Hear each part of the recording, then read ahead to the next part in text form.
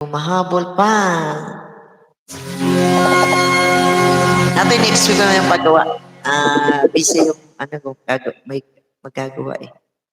Pero saglit lang naman yun. Saglit na saglit lang. Yan. Only you. Last na ito ha. Natoy,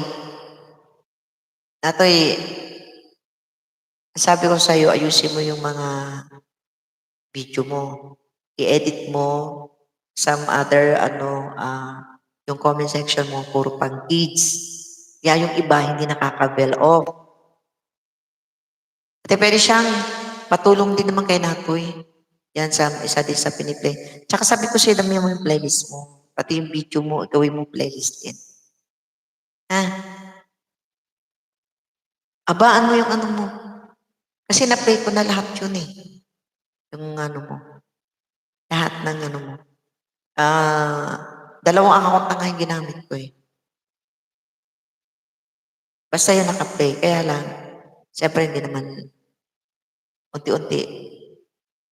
Thank you, my dear. Ito, ano rin. Naka-play ka lang, ate, pwede siyang sa playlist mo. Oo. I-ano mo. Kasi, sino ba to? Si Ate Daisy, sabi nga niya, bakit hindi ako makaano? Di ba, Ate Daisy? Bakit hindi ako makabell off?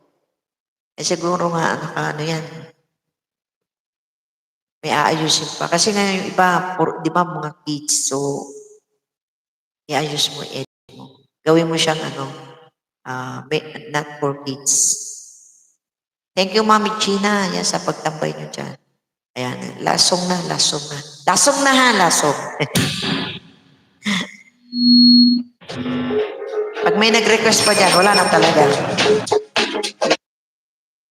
Ay, only you pala, only love to. Ayo. Salamat sa mga paharag niyo yan. Kay Ate Felician, thank you so much talaga ha. Ayan. Mahal PH. Thank you, mahal. I love you, mahal. Oy, mahal.